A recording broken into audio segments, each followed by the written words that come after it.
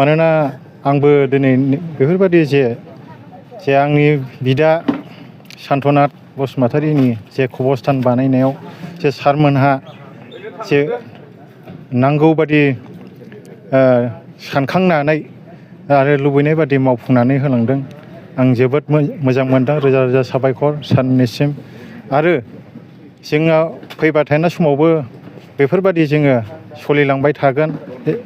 आरो लोगोसे जोंहा लाइफ टाइम बोसोरे बोसोरे जोङो दिनै बे स्टार्ट खालामबाय हिसाबै जोंनि गेदेरनि जे बे प्रग्राम थैनाय सानखौ जोङो फालिलांबाय थागोन। बेखौ जोङो रायजो राजा आरो जाथि खुरमा गावमायै जोङो लोगो नांनानै जोङो मावलांबाय थासिगोन। दा बेखौ जोंना सार जोंनिनो दानि रलिं जोंनिनो बिटिसिनि MCLA सार उइलियाम बिथाङानो बानायना होफैदों। खुब मोजां। बेनि थाखाय रोजा रोजा साबायखर सारनिसिम। आरो दा आं मा बुंबावनो।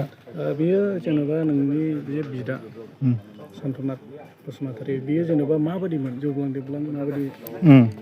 बेथ' गोजौ गिदिर फिगारै गासिबो साइज गिदिरजोबमोन। ओरैबायदि सक्तिशालि बोलो गोरा आरो गेलेनाय बारनाय जानाय लोंनाय खामानि मावनाय दांनायाव आखा फाखा आरो मावनो मोजां मोनोमोन। रंजानाय बाजानाय बैसागु बिदिनो फोरबो बेफोरखौबो मोजाङै मावलाङोमोन। आरो न'खरनि साफ्रोमबो जोङो जाथि खुरमा बा दादा भाइखौ अनसोगारोमोन। बे आरो जों खोनानो मोनो गिलिर मुवा थिखोनो हायोमोन होननानै। बे बेसेबां सैथो? बे नंगौ सैथोआनो। माने बियो बेफोरबायदि जेन'बा माइ बाननाय मानाय बेखौ हारसिङैनो जेनेबा 2 मन 3 मन खरि बानोमोन आरोखि। बेनिफ्राय बिदिनो मथा मथि बिदिनो न'नि बन लायनाय मानाय बिदिनो खाथि खाला जोंनाव बिफां लाइफांफोरखौ थिखोनो हायोमोन आरोखि। हारसिङैनो एखेबारे गैयाबाबो बिदिनो 3-4 मनसिमखौहाय आङो नुदों बाननायखौहाय। बे आरो